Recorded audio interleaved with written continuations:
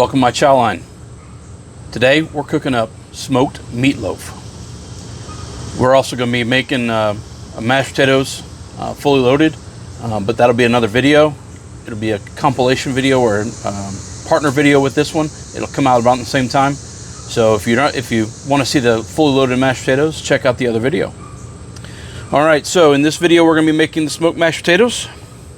We've got ingredients we're going to be using are the bunker bacon barbecue sauce from Grill Your Ass Off, the Cannibal, and the Platoon Sergeant, salt, pepper, garlic. So we'll get into this.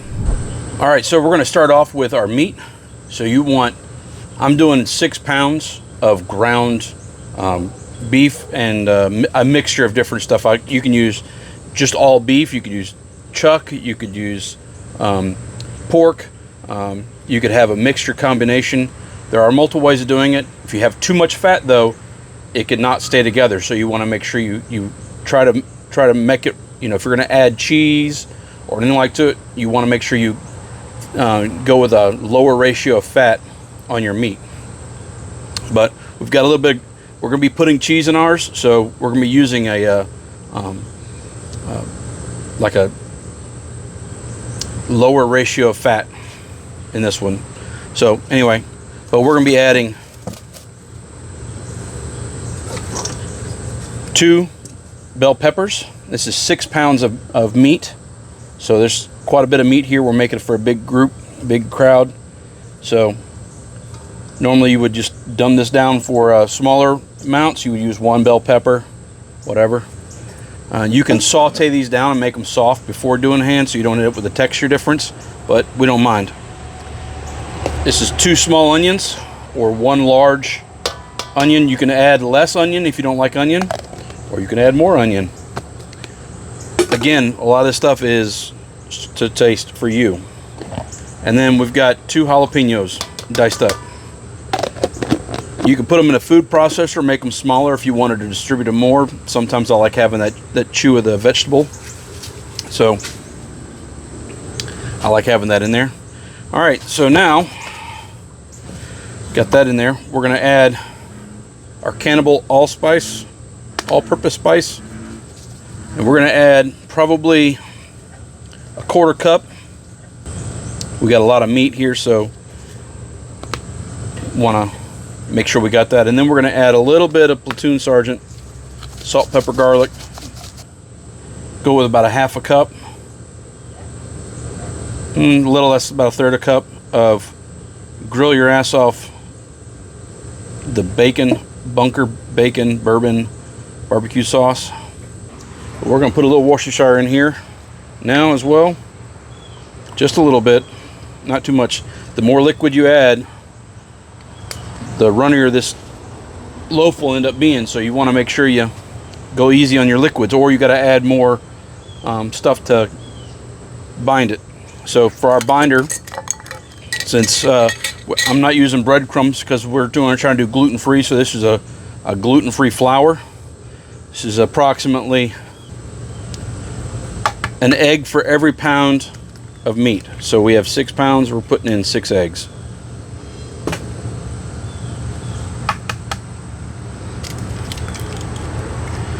This helps bind it all together, keep it from falling apart. We're going to do some other stuff to help with it as well, but since we're smoking it, it's not going to be in a pan like you would do at home in your oven. This isn't your mama's meatloaf, that's for sure. This is going to be a barbecue, savory, sweet, salty, umami-filled meatloaf. All right, and then we're going to mix this up, and then once we get it fully mixed, we'll add our cheese in as we do the loaf, so that way it's not all, we don't end up with cheese melting everywhere. Now you could go with less vegetables. We like having the vegetables in it. Makes it kind of healthy to us, even though it's almost all meat. So all right, so I'm going to set this in the fridge for a little bit to set up. And then we'll roll it out, make our loaf shape, add the cheese to it, and then we'll stick it in the freezer after we wrap it up again for a little bit to let it firm up even more. But we'll let this sit, let all the spices and all the stuff kind of meld together a little bit, because we just added all that stuff in there. So we want to have time for that any moisture that's in here get absorbed into that flour, get absorbed into the milk powder, and also the seasonings and spices get absorbed into the meat. We're going to do that in the fridge, let it sit for maybe 45 minutes or so while we get everything else set up, and we'll go ahead and get everything prepped to roll this up once it sits in the fridge for a little bit. All right, so we have some aluminum foil out. Our meat's been sitting in the fridge for a little bit to meld together. Smells pretty good too. And now, just before, we're going to take this is about 6 to 8 ounces of shredded cheese, about 6 ounces really. Shredded cheese, sharp cheddar. We're going to add it to our meat. Add too much, it could get too greasy on you. That's one of the reasons we went with a meat that is also got a lower fat content. So we're going to mix that up now really quick. If you really wanted to be pragmatic about it, you could measure it all out, but you want to try and make sure that you press it together, get some of that air out. That's why some people like to use a mold. I don't use a mold. One, I don't want to dirty it up and have more dishes to do, but you don't always have one, and I like to make the loaves big. And they don't make really, really big loaf pans. At least not readily available without having to order it online or something. So now I'm going to take and wrap it in foil as tight as we can.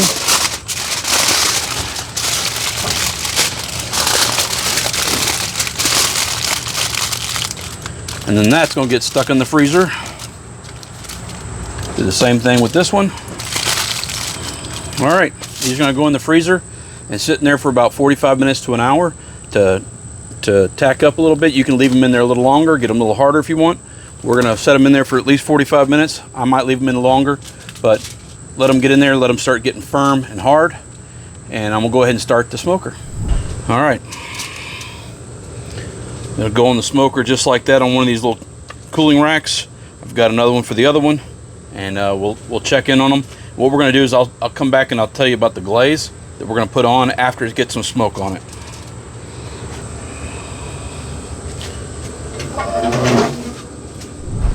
All right, so we're going to make our glaze. We're going to be taking the Bunker Bacon Bourbon Barbecue Sauce from Grill Your Ass Off. That's a mouthful.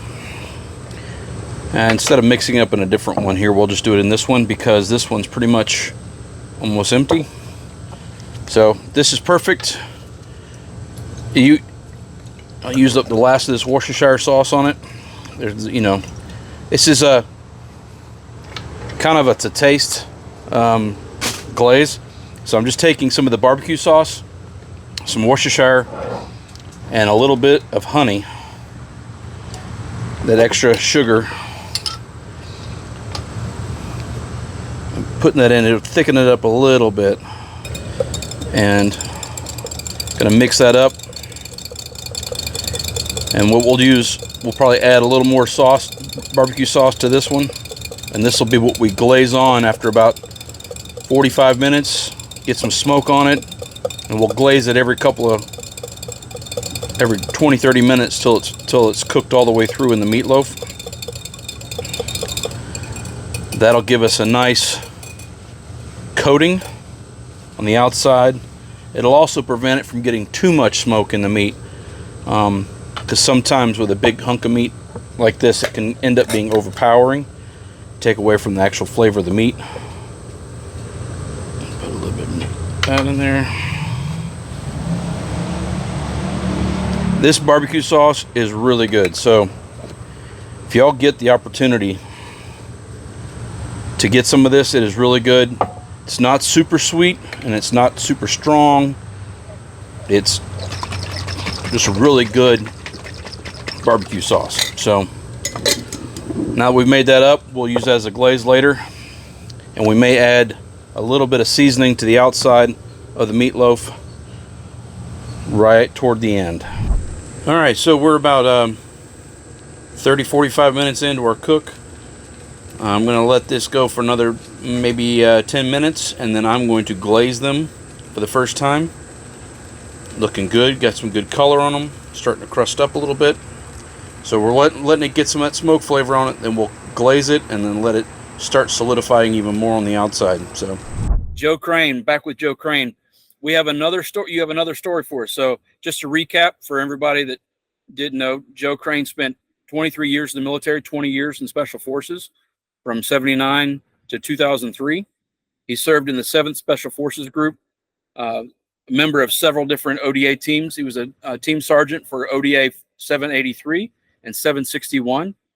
And he told us a story last time about his time in Venezuela back in 1987, eating boa constrictor and other thing with the locals. And today he's going to share another story with us from Honduras. Is that correct? Correct. Okay. What year was that? That was 1985. All right. So, Joe, thank you for being on My Chow Line. And cheers, having some horse soldier here. And just let us know what you had going on in Honduras. What was so special about that trip? Well, I was relatively new to the team. I had not been to Spanish language school at the time. Back in the day, you finished the Q course. After the Q course, as soon as they could slot you, they would slot you to language school. Today, we all know that after Robin Sage, you immediately go into language school. So things have changed, which for the best, honestly. So I'm trying to learn Spanish on my own. I've got my little flashcards. I'm learning words. I'm learning phrases. And our team goes out to this little outdoor cafe. And I don't remember the town we were in at the time. But there's a big menu board behind the cashier. And one of the things up there was huevos del toro. So I asked the lady in my really broken basic Spanish, Senora, ¿qué es huevos del toro? Now the guys are behind me laughing their butts off. And the lady says, oh, señor, es huevos del toro. I said, sí, pero ¿qué es huevos del toro? And she goes, señor, es huevos del toro. I said, okay, yo quiero huevos del toro. So we all go and sit down, and she's bringing out the food, and she gets to mine, and there's these big round things on my plate. Huevos del Toro happens to be bull nuts. And of course, everybody had a good laugh at my expense. Not one of them guys would help me out during the ordering there, So, yeah, the adventures went on. It was, I've had several others like that, and that was the impetus to helping me learn Spanish really quick. So did you actually eat them? No, I took one bite and it was nasty, and that's when everybody started laughing. They waited until I took a bite. So yeah, I Oh, went back. Yeah, I went back for regular huevos, eggs, and yeah, oh, pollo huevos. huevos del Toro. Yeah. So thanks to my good teammates and my old buddies for squaring me away there. So, what was your mission in Honduras? We had many over the years. A lot of it was real world intelligence gathering. Nicaragua, the Sandinistas overthrew the Somocistas. The peaceful, loving Mosquita Indians were displaced. Their villages were burned. They were displaced throughout the country. And so there was the Contra mission, which I cannot talk about still, but we did a lot of reconnaissance, a lot of intelligence. Several times the Nicaraguans crossed over into the border of Honduras. And so we were the eyes and ears on ground. Our team, we were a specialty team at the time. And so we were reporting back to the sync, which is now the combatant commander, and back to headquarters back in the States as to what was going on. We did some training, but our team specifically was more on the collection end and reconnaissance. I got you. So you went there more than just 1985. You were there multiple times. I spent the greater part of 84 to 87 there in Honduras. Um, and again, it was that same detachment. We flew in civilian. We're always in civilian clothes. So it was a different mission. It was a good mission, a great mission for a young guy. I'm sure every other guy in group wanted to take my place because it really was the best mission, the team with the best mission. Um, in the unit. Our team sergeant is fantastic. He was Bruce Hazelwood. He was OTC 1 in Delta. Superb guy. And it's just what I needed as an E6, somebody like him to fire me up, get me motivated, and yeah, it was a wonderful team, great experience. And so, yeah, that's pretty much my entire time in Honduras. Okay. So for those that don't know anything about special forces, which I know very little, just from my exposure from knowing guys that were in special forces, but so the ODAs are the ODA teams specifically for a region or like South America and stuff like that. The different teams have a different region that they're a part of that they focus all Correct. their efforts. Yeah, every group is oriented to a specific theater of the world. And that way they learn the languages, they learn the culture, they deploy in those areas under the guise of JSETs to train, but they do a lot of collection at the same time. And so, you've got first group has Asia, third group has Africa, fifth group has the Middle East, seventh group has Central and South America, 10th group has Africa, and that's well known. That's not violating any OPSEC here. Um, of course, Iraq and Afghanistan changed things. Everybody still maintained their areas of operation. However, everyone would rotate into Afghanistan and Iraq. So, but generally speaking, everybody is theater oriented. Right. Okay. Yeah. So that makes sense because the horse soldier guys, they were Afghanistan and they're ODA 595 and two other five number. Yeah, Right. So they were fifth special forces group. correct. Right. Okay. Yeah. Cool. All right. I just helped me understand and grasp, and for people at home who don't know, who guys who might have just been line units didn't know, um, anything about special forces and how they work. Um, that's awesome. All right. So, all right. Well, Honduras, you were there from 84 to 87, you said, Yeah. approximately. Yeah. I mean, we would usually go in for 3 to 6 months, come back for, a couple, 3 months and then redeploy again. It was busy, under the Reagan era, it was very, very busy. His containment philosophy was a good one. He didn't want communism to spread. And so it really kept us busy on the ground. Well, that's interesting because that did you notice that differently from each president administration to which how much y'all worked in areas, how much what your missions were um, based on that? Nothing. I'm not trying to get you to say what a mission was good or bad, but just Right. did you notice a difference in your missions, the types of missions you would go on, and how frequently based on administrations? Oh, sure. So when I came in the Army, Carter was the president, and there was like no money. The defense budgets were nil. In fact, we would many times walk to Green Ramp, hop on the C-130s, do our jumps to St. Mare, and then hoof it back. We had very few deployments. Um, when um, President Reagan came in, we were full bore. We were gone. We had the counter narcotics missions in the Andean Ridge. We had the counterinsurgency missions in El Salvador and Honduras as well, Guatemala. So we were very, very busy during that time frame. It remained as busy with President Bush. And of course, we had Just Cause at the time, the invasion of Panama.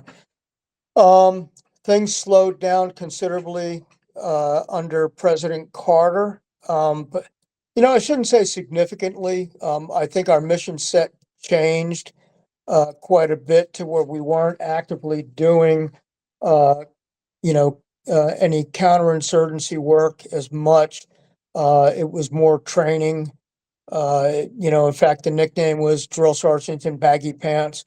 And then things changed again for the good under Bush Jr., where, of course, 9/11 happened, and then missions around the world just picked up exponentially. So I retired under President Bush, went into law enforcement under President Obama, and just a plethora of things after then. Yeah. Oh, awesome. Well, thank you so much for taking the time out of your day to chat with me and to tell us your story. I appreciate it. You know, yeah, I know you're a member of RCPT with me. I don't know how long you've been with the team. I've only been only the last 2 years. My brother's been a member of the team probably from almost the beginning. I don't know, Wow. or close to the beginning. I don't know how close, but pretty close. Yeah, I Because just he joined in jumped. October. I joined October last year. My first jumps were actually in March. I was down there for the week with them, and then had the opportunity to jump into Normandy on the 7th, which was outstanding. Oh yeah, that was an awesome jump. I jumped as well. I jumped in Normandy as well. That was really a focus. I got to go through jump school 2 marches ago. Um, so it's been a year and a half almost.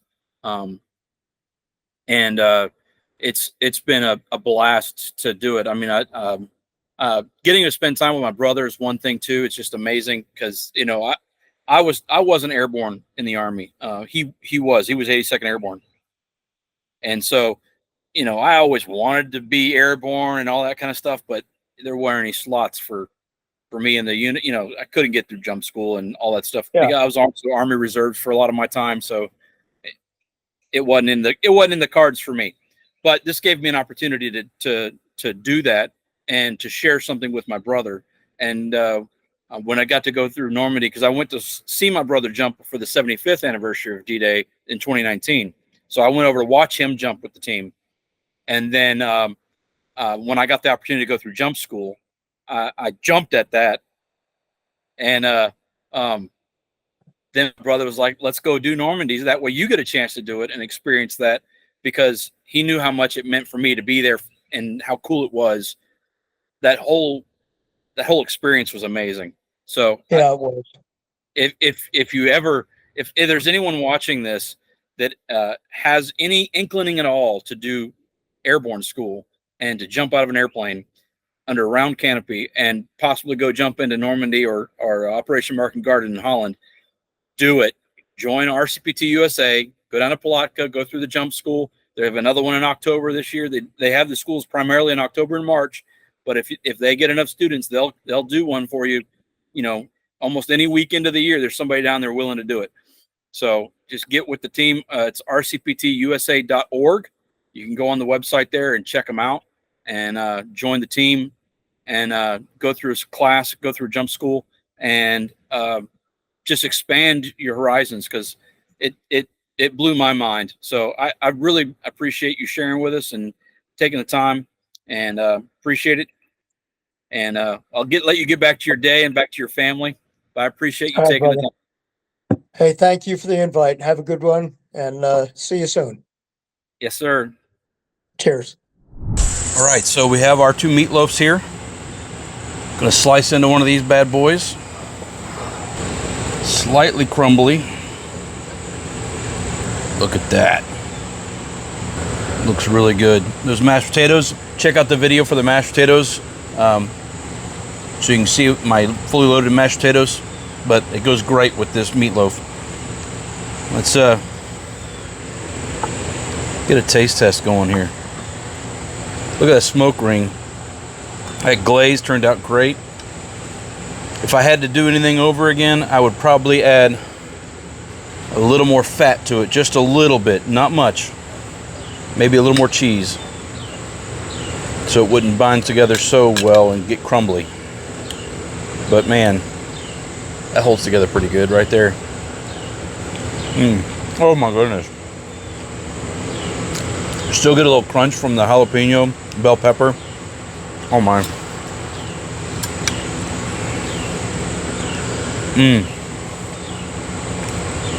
That glaze, so good, so good.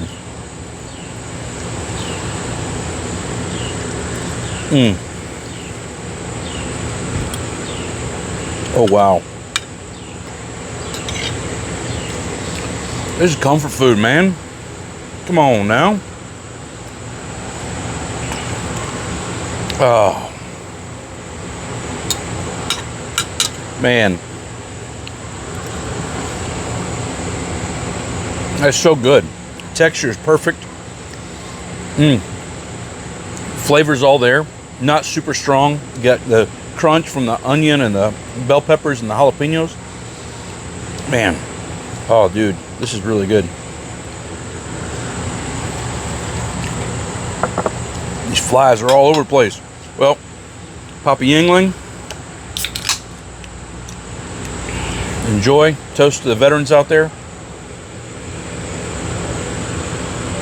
Cheers. Look forward to cooking with you again. See y'all next time on My Chow Line.